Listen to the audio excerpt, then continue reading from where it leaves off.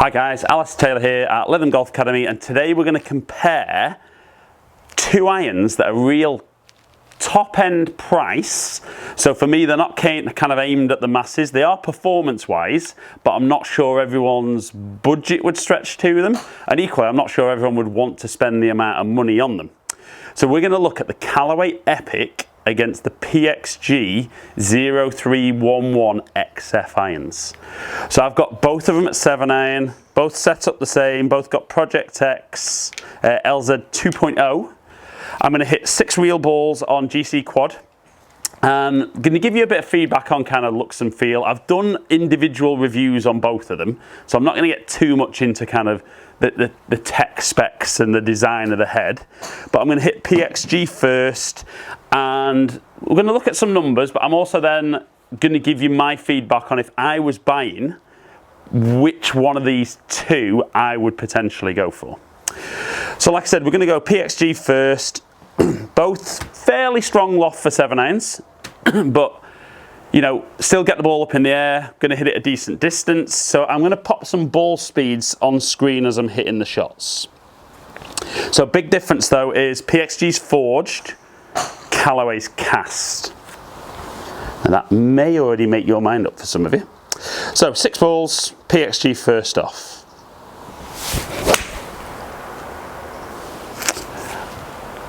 And being forged, you know, incredibly soft, some good speed to start with. And I would say you might see, if you watch some of my older videos, you might see a little bit more ball speed. Part of that is club, but there's a couple of videos coming. I've just invested in a body track pressure mat, and some of the stuff I'm working on in my golf swing, finding a few more mile an hour, and I'm going to do some videos reviewing that stuff as well. Maybe help you guys with your swing. But shot number 2. And I do love forged products.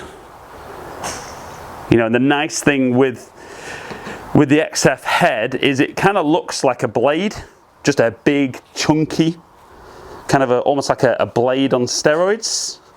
So shot 3. See, that is nice. I do like that. Probably a bit bigger and chunkier than I would ideally like a club to look. But for the guys who are looking for very, very forgiving, you know, that's certainly going to tick the boxes.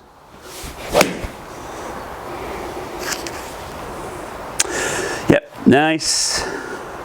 Just a little bit off the bottom, that one. Last couple. Again, good speed.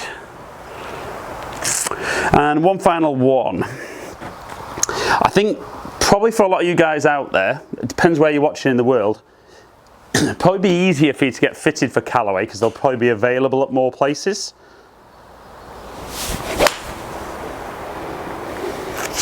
But 5 good solid ones, and I think the 4th one was a little bit low off the face. But let's just switch over onto the Epic. And for me, the Epic's looks a kind of shorter blade, maybe looks a little bit chunkier on top, but overall a smaller head.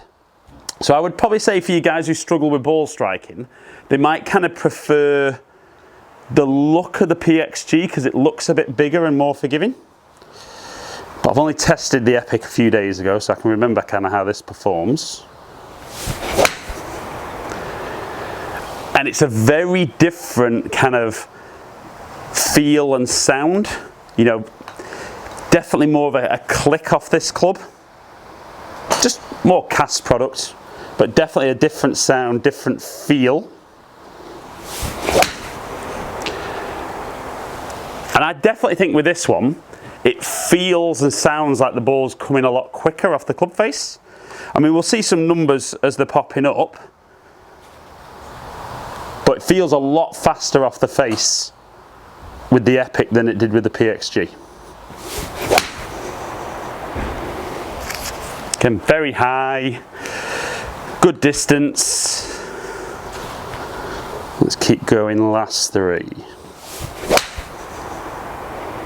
And I think they're both just incredibly easy to hit.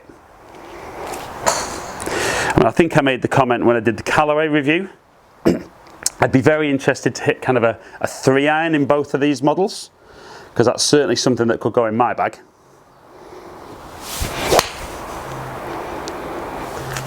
Yeah. Very good. And one final one, and then we'll look at some numbers. Yeah. Okay, so again, I think we've hit 5 good solid ones, and again, I think the 4th one there was just a little low on the face. But let's look at some numbers and compare Callaway Epic and PXG 0311F irons. Okay guys, so if we look at the PXG, we've got a quickest ball speed of 122, slowest of 121, which gives us an average ball speed of 121 mile an hour. We can see a quickest ball speed with the Callaway of 124, but slowest of 117. So average was exactly the same at 121. Launch angle 18 with the PXG, 19 with the Callaway. Just strike. I think the first one with the Callaway felt like it was higher off the club face and kind of launched a bit higher. If we look at spin, a little bit more spin with the Callaway, almost 6,900 compared to 6,500. So both very, very good and where we'd be looking for a 7-iron. Hit the Callaway one higher, but hit the PXG one just a yard further.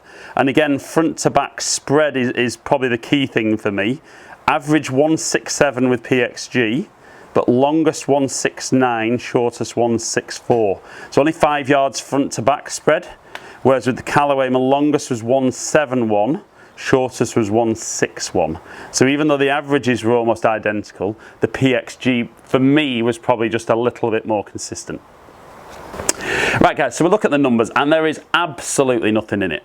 I mean, if I went on looks, I think I'd prefer the Callaway.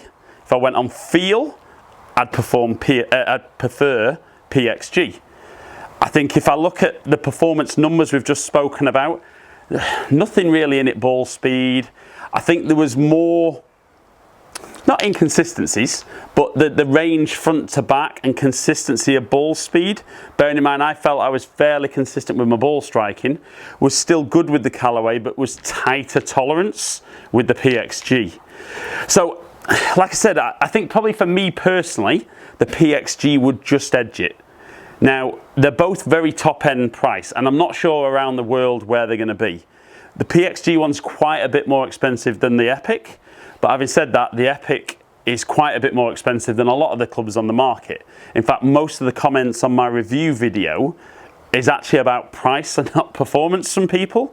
So I think the guys that are looking at these, they're not looking at price. And if I was buying and price wasn't an issue, I think just basically being as nitpicky as I could, the PXG would very, very slightly edge it. But in the UK, at £100 an iron more, where price might just be that little thing, is it enough of a difference? I don't know, and that, for me, that's down to the individual. For me personally, the idea of today's video is, are these clubs worth it? It all depends whether that amount of money is a significant amount of money to you. For me, if I can afford the best clubs possible, I would want to go for the ones that performed as close as I could. So yes, the winner for me today would be PXG 0311XF iron. Okay guys, as ever, really appreciate you taking the time to watch my videos.